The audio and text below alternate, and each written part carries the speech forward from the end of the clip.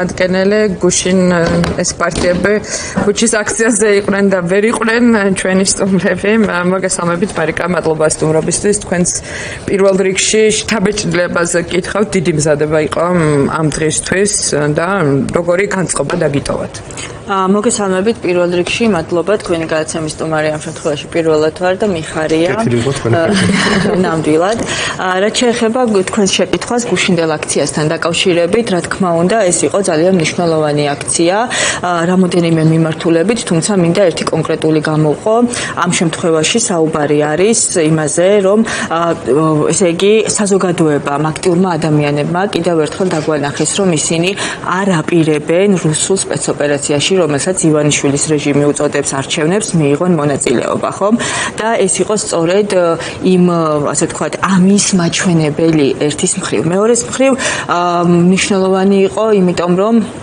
8 განსხვავებული ერთმანეთთან განსხვავებული პოლიტიკური სუბიექტმა მოახერხა ერთი ძალიან მნიშვნელოვანი საკითხის გარშემო კოორდინირება, გაერთიანება და ასე ვთქვათ სამომავლო სამოქმედო გეგმაზე შეთანხმება, რაც ასევე ძალიან მნიშვნელოვანია, რადგან სწორედ პოლიტიკური პროცესებით უნდა მივიყვანოთ ეს გამარჯვება, ასე ვთქვათ, ბოლომდე და გამოვიდეთ იმ დღის წესრიგიდან, რომელსაც ბიძინა ივანიშვილის რეჟიმი გვთავაზობს, ხომ? ამ მხრივ ძალიან მნიშვნელოვანია ეს ართანამშრომლობა, რომელსაც ჩვენ სწორედ ეს 8 სუბიექტი გავერთიანდით ამ ყველაფრის გარშემო და ართანამშრომლობა რატომ არის მნიშვნელოვანი, ხო? ალბათ ესეთი კითხვაც იქნება.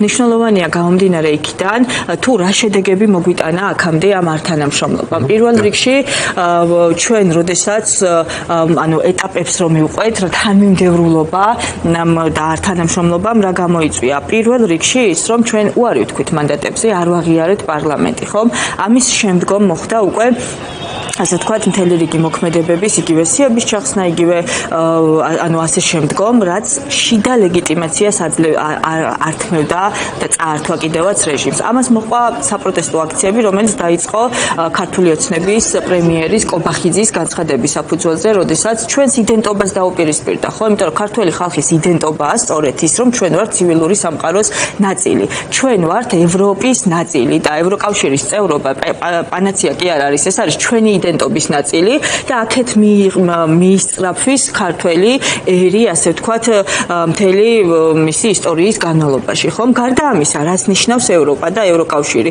სწორედ ევროპა ნიშნავს ცივილიზაციას და მშვიდობას ხომ იმიტომ რომ არავითარი მშვიდობა არ იქნება ამ კავშირის გარეშე და დემოკრატიული წესწყობილების გარეშე დღეს ჩვენ რას ვუყურებთ ხომ ჩვენ ვხედავთ რომ სწორედ პრეზიდენტი ტრამპი და სწორედ ევროკავშირი ცდილობს რომ რაც შეიძლება მალე დაასრულოს ომი რომელიც წამოწყებულია რუსეთის მიერ და თუ კი ვინმე ომის საფრთხეს ქმნის არასრულებს ომს და დესტაბილიზაცია შემოაქვს რეგიონშიც და მსოფლიოშიც სწორედ რუსეთია და სწორედ პუტინია მეორეს მხრივ ძალიან მნიშვნელოვანია ის ასე ვთქვათ გეოპოლიტიკური ვითარება რაც თუნდაც ჩვენს რეგიონში ხდება და ჩვენს ირგვლივ ხდება ხო სადაც ძალიან აქტიურად ხედავთ როგორ სუსტდება რუსეთის გავლენები და ასე ვთქვათ კარგავს იმ ქვეყნებს სადაც ეს გავლენები იყო ხო და უკრაინის მიმართ ფოთშორის კი ბატონო ერთის მხრივ უკრაინის მიმართ მეორეს მხრივ იგივე რაც ხდება სომხეთში აზერბაიჯანში ხო ხო უკრაინაზე გიქცეს გაგაწყვეტინებთ თუმცა გეთახმებით ნამდვილად ძალიან მნიშვნელოვანი რამე ხდება და სხვა შორის ამ ომის პროპაგანდასთან შეპირისპირებაში სამხრეთ კავკასიაში მშვიდობის მყოფელის როლში ამერიკის შეერთებული შტატები როგორც შუამავალი სადაც რუსეთის გარეშე სამშვიდობო შეთანხმება იდება და კი ბატონო სწორედ დღეს ამერიკის შეერთებული შტატები და ევროკავშირი ცდილობს რომ დააბრუნოს მსოფლიოში ასე ვთქვათ მშვიდობა რაც არის რუსეთის მიერ დაწყებული და რუსეთის იმპერიალისტურ ზრახვებს ეწირება ათასობით და 10,000-ობით ადამიანის სიცოცხლე ხო ცხოვრება ჯანმრთელობა და ასე შემდგომ იმიტომ რომ ჩვენ არაერთი კადრი გვაქვს თუნდაც უკრაინის მაგალითზე ნანახი და ამის პარალელურად როდესაც საქართველოში მიტაცებული ხელისუფლების პირობებში არსებული რაღაცა რეჟიმი ცდილობს რომ ამ ხელისუფლებას ჩაებღაუჯოს არ გაუშვას, რა თქმა უნდა, დემოკრატიული წესწყობილება ირღვევა და დემოკრატიული უკუსლა ამიტომ გვაქვს ადამიანის უფლებების ასეთი კაფიო რღვევა, ასე ვთქვათ, იმიტომ და შერჩევითი სამართალი ჩვენ აღარა გვაქვს ხო კანონის უზენაესობა და სწორედ ამან მიგვიყვანა, ანუ ოცნების არადემოკრატიულმა პოლიტიკამ და არადემოკრატიულმა ნაბიჯებმა მიგვიყვანა იქამდე, რომ დღეს ჩვენი ვიზა ლიბერალიზაცია დადგა საფრთხის ქვეშ, ხომ? ამ მხრივ თვითონ ოცნებაც ეტყობა, რომ ნერვიულობს, თუნდაც მათი ერთმანეთთან შეუთანხმებელი და არეული რიტორიკაც მიუთითებს, როდესაც ერთის მხრივ ჯერ მდინარაძე აცხადებს, რომ არავითარი ომი გინდა აღარ არსებობს და არავინ არ მოგვიწოდებს და შემდგომ სწორედ ორ დღეში გამოდის ოცნების პრემიერი და ამბობს, რომ მეცით რა, ჩვენ კიდევ მოგვიწოდებენ და კიდევ ითხოვენ ჩვენ უფრო გაძლიერებულად, ხო, უფრო გამწვავებულად თქვა თან კობახიძემ და როგორც ჩანს ამის საპასუხოდ უკეთესი, მათი აზრით უკეთესი არგუმენტი ვერ მოიფიქრეს. კი, იმიტომ რომ ეს ნიშნავს, რომ რას ითხოვს ჩვენგან ევროკავშირი? მოდი აქედან დავიწყოთ, ხო? ითხოვს იმას, რომ ადამიანის უფლებები იყოს დაცული. ითხოვს იმას, რომ არავინ არ დაექვემდებაროს დისკრიმინაციას, ხო? ითხოვს იმას, რომ სამართლიანი სასამართლო იყოს უზრუნველყოფილი და პოლიტიკური დევნა არ მოხდეს, ხო? და ამ ვითარებაში ერთადერთი, რასაც უპირისპირებს ოცნება, იმიტომ რომ ამ ყველაფერს არ შეასრულებს, ეს რო შეასრულოს, დაკარგავს ძალაუფლებას, მიტაცებულ ძალაუფლებას, ხო და რეჟიმი ჩამოემხობა. ამიტომ წინასწარ ეუბნება ადამიანებს, რომ ჩვენ არ ვაპირებთ ამ ყველაფრის დათმობას, ამ ყველაფრის შესრულებას და მოემზადეთ ეს უვიზო რეჟიმი დაიკარგება. ხო, ახლა იქნება დაბომბვა საქართველოს მოსახლეობის პროპაგანდისტული ნარატივებით, როგორც იმეორებენ ხო, ომნიშეში შემოგვდისა, პლუს სქესის შეცვლის ოპერაციის შიში, აი ძალიან ბევრ მსჯელობდით ხოლმე არჩევნების წინ ამ ომნიშეშის შემოტანამ რა გავლენა მოახდინა არჩევნებზე და რამდენად ეფექტური იყო მასზე პასუხი მეორე მხრიდან. ახლა როგორ უყურებთ აი ამ საშიშროებას, იმიტომ რომ ჰიბრიდული ომის ნაწილია საკუთარი მოსახლეობის წინააღმდეგ, ხოლმე ასეთი პროპაგანდისტული მესეჯებით მისი დაბომბვა. კი ბატონო, ჰიბრიდული ომში ვართ ჩვენ და ამის ნაწილია რუსეთი ცდილობს, რომ რეალურად ჩვენ ვებრძვით რუსეთს და რუსულ პროპაგანდას საქართველოში, ხომ? ომი გინდას მაშინ იშველიებენ, როცა ძალიან უჭირთ და მაშინ ახდენენ ამის წამოწევას, რომ საზოგადოებაზე მოახდინონ აზრის ფორმირება ერთი და დანერგონ შიში, ხო? შიში, რომელიც ვერ იქნება დაძლეული სხვადასხვა სიკეთეებით, რომელსაც ჩვენ სწორედ სიმშვიდობა და ევროკავშირი გვპირდება, ხო? აი იგივე მაგალითი რო ავიღოთ მოსახლეობამაც და საზოგადოებამაც რომ იცოდეს, ხო? მოლდოვას მაგალითი ავიღოთ. მოლდოვა მიიღო კანდიდატის წევრის სტატუსით და უკვე გაწევრიანების პროცესიც აქვს დაწყებული, ხომ? ამ მიმართულებით მთელი რიგი სიკეთეების გარდა, რასაც ისარგებლობს, არავის ომში არ ჩაურთავს და არავის არ მოუთხოვია, რომ ომი უნდა დაიწყოს, ან რაიმე ომის საფრთხე არსებობდეს, ხო? და თუნდაც ეს მაგალითი უნდა იყოს ნათელი, ასე ვთქვათ, იძლეოდეს ნათლად იმის დანახვის შესაძლებლობას, რომ ქართული ოცნება მთლიანად დგას რუსულ პროპაგანდაზე და აჩენენ ირაციონალურ შიშებს საზოგადოებაში იმისათვის, რომ თავისი უმოქმედობა ევროპასთან ევროკავშირის მიმართულებით, ასე ვთქვათ, თავისი მანკიერი მხარეები, რბილად რო ვთქვათ, მანკიერი თორე რეალურად უკვე ყოველგვარ ზღვარს არიან გადასული, დაფარონ და საზოგადოება, ასე ვთქვათ, მიტაცებული ხელისუფლება გაიმყარონ. ამაში არის ხო მთელი საქმე. როცა ჩვენ საუბრობთ ტაქტიკაზე, როგორც ოპოზიცია უნდა წარმართოს, ოპოზიციის ნაწილმა, რომელსაც თქვენ წარმოადგენთ, შემდგომი პროცესი, ხო? არსებობს ბევრი კითხვის ნიშანი და შეიძლება ვიღაცამ თქვას, რომ ბუნებრივიც არის, ხო? ვერ იქნება ახლა წინასწარ გაწერილი გეგმა და მაგრამ უნდა არსებობდეს რაღაცა ხედვა იმისა, ხო? სადამდე მიგვიყვანს ეს პროცესი და თქვენი ოპონენტები, ოპოზიციაში ოპონენტები, სწორედ ამ გეგმის არარსებობას გიწუნებენ. როგორ ხედავთ, როგორ პასუხებდით მათ არგუმენტებს თქვენ, რომ თავისთავად ბოიკოტს დავარქვათ არათანამშრომლობას, წინააღმდეგობას თუ რაც არის, მას სჭირდება რაღაც კონკრეტული ძალიან აქტიური პროცესის შექმნა, რომელიც ვერ იქნება მხოლოდ რამდენიმე კვირაში ერთხელ თბილისში შედარებით დიდი აქციის ჩატარება. ხო, პირველ რიგში უნდა აღინიშნოს, რომ შედარებით დიდი არა, ეს ძალიან მნიშვნელოვანი აქცია იყო და მრავალრიცხოვანი აქცია იყო, რომელიც კი ბოლო პერიოდში ნამდვილად ამ მასშტაბით არ ყოფილა. თუმცა, რა თქმა უნდა, ეს მე თავში ვახსენე, როდესაც ამ აქციაზე ვსაუბრობდი, რომ მნიშვნელოვანია ჩვენი ოპოზიციური სუბიექტების გაერთიანება ერთი საკითხის გარშემო და შეთანხმება სამომავლო სამოქმედო სტრატეგიაზე. აი ეს შედგა სწორედ ამ რვა სუბიექტ შორის და ამასთან მიმართებით ჩვენი ხედვა, ასე ვთქვათ, ჩვენი გეგმა თუ როგორ უნდა გავაგრძელოთ ბრძოლა. პირველი ეს ბრძოლა მნიშვნელოვანია, რომ გაგრძელდეს ართანამშრომლობით, ხომ? და იგივე ადგილობრივ თვითმმართველობის ეგრეთ წოდებულ არჩევნებში, რომელიც რეალურად უფრო რუსული მორიგი რუსული სპეცოპერაცია, ის რაც ჩაგვიტარეს ჩვენ საპარლამენტო არჩევნების დროს, ხომ? ის რაც მოლდოვაშიც ჰქონდა ჩარევას ადგილი და სხვა ქვეყნებში, სადაც რუსული გავლენები დღემდე ინარჩუნებდნენ, ყოველ შემთხვევაში ახლა კი შესუსტდნენ, მაგრამ არსებობდა ის გავლენები, ხომ?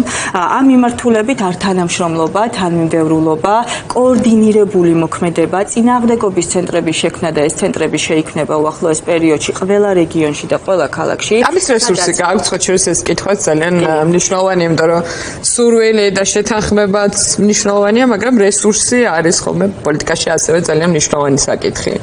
კი, რა თქმა უნდა, რესურსები არის ის მნიშვნელოვანი, რაზეც დგას მე ამ ყველაფრის აღსრულება და შესრულება.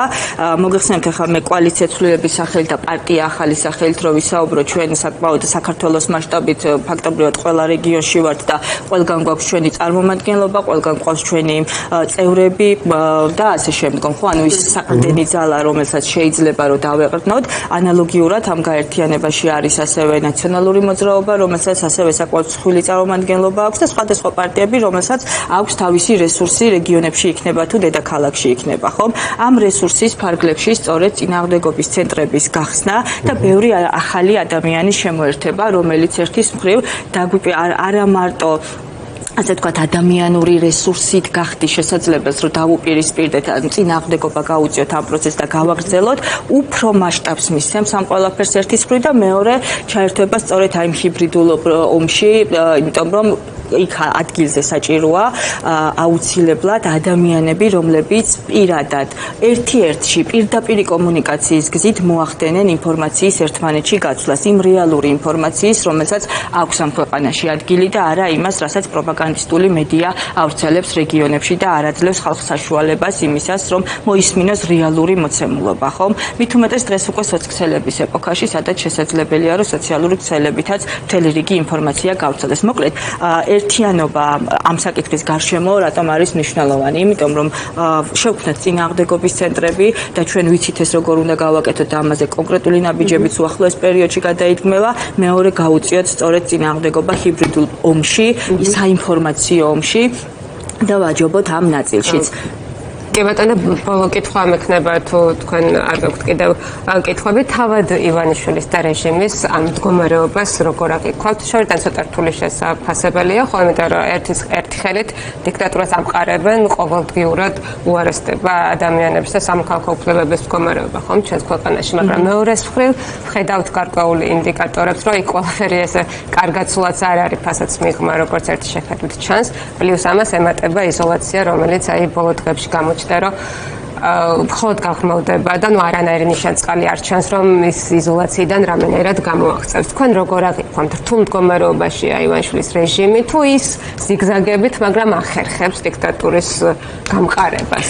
კი, რუსული ოცნება, ასე რომ თქვათ, ანუ ივანიშვილის რეჟიმი საკმაოდ რთულ მდგომარეობაშია, გამომდინარე იქიდან, რომ მას არ აქვს ლეგიტიმაცია, არ აქვს აღიარება არც საერთაშორისო პარტნიორების მიერ, არც შიდა პოლიტიკური ძალების მიერ და რაც ყველაზე მნიშვნელოვანია, ხალხის მიერ, ხო? და ასევე არ აქვს, ასე ვთქვათ, აქვს სანქციები. უკვე არსებული სანქციები, რომელსაც ძალიან დიდი ხნის განმავლობაში ადამიანებს ატყუებდნენ და თავისივე წევრებს ატყუებდნენ, რომ სანქციებს არ ექნება ადგილი და არც ერთ შემთხვევაში ნუ გეშინიათ ამას, ეს არის არარაციონალური, ასე ვთქვათ, შიშები, რომელსაც ოპოზიცია ცდილობს და რომ თქვენზე გაავრცელოს, მაგრამ დღეს უკვე არის ეს სანქციები და ეს სანქციები მხოლოდ და მხოლოდ გაფართოვდება, ხომ? ეს ყველაფერი, რა თქმა უნდა, იწვევს იმ შიდა დაძაბულობას, რაც ასე თამით უმეტეს ეხლა ძალაუფლების გადანაწილებასაც შიგნიდან ახდენენ რომ დაერივნენ ერთმანეთს და ეს არასტაბილურობა, ის ქაოსი რაც მათ თვითონ შიგნით აქვს, უკვე ვეღარც მალავენ და დიდი ხანია უკვე გამოდის გარეთ, ხო? იგივე ბიზნესმენების დაჭერები ფუფულის რეკეტის სავარაუდო სანაცვლოდ, ხო? იგივე თვითმკვლელობის მცდელობა რიჟვაძესთან დაკავშირებით, რომელსაც ჰქონდა ადგილი და არავინ არ იცის, ახლა ეს თვითმკვლელობის მცდელობა იყო თუ რა მოხდა იქ რეალურად, მაგრამ რაც არ უნდა მომხდარიყო, ეს ძალიან მძიმე სიმპტომია ნამდვილად ბიზნესმენებთან მიმართებაში აღვნიშნეთ, ხო? და თან ეს ყველაფერი მიუთითებს ამტკიცებს რას ამ ყველაფრის პარალელურად ივანიშვილი როგორც გავრცელებული ინფორმაცია არაერთ წყაროებზე დაყრდნობით ცდილობს ამოიღოს თავისივე მარიონეტებიდან უდიდესი ფულადი თანხები, ეგრეთ წოდებული ქეშით, ხო? რისთვის ემზადება, ეხლა გარკვეულწილად შეიძლება იყოს წარმოსადგენი, მაგრამ ფაქტია, რომ რაღაცისთვის ემზადება და ფაქტია, რომ ის ითხოვს თავისივე მარიონეტებისგან ამ თანხების ამოღებას. ანუ შიგნით აქვს უდიდესი ერთის მხრივ დაძაბულობა, პრობლემები, ამას ემატება იზოლაცია, რომელიც ჩვენ უნდა გავაძლიეროთ ჩვენი ერთიანობის ფარგლებში, ამას ემატება უკვე ის სანქციები, რომელიც მხოლოდ გაგრძელდება და მხოლოდ გაძლიერდება და რა თქმა უნდა ის აქციების შიდა წინააღმდეგობა, რომელიც არ უნდა გაჩერდეს არც ერთ შემთხვევაში და ეს არის ის გზა, რომელიც მიგვიყვანს გამარჯვებამდე. გრძელი გზა, დამღლელი გზა, რთული, მაგრამ ის გზა, ერთადერთი გზა, რომელიც მიგვიყვანს გამარჯვებამდე და ამიტომ არის მნიშვნელოვანი, რომ ჩვენი რაიმე მოქმედებით არ გამოვიწვიოთ რეჟიმთან თანამშრომლობა და თუნდაც მცირე დოზით მათთვის ლეგიტიმაციის მინიჭება, იმიტომ რომ ამ ყველაფერმა მოგვიყვანა აქამდე და მიგვიყვანს გამარჯვება. ძალიან დიდი მადლობა მარიკა არევაძეს კოალიციას ცვლილებებისთვის.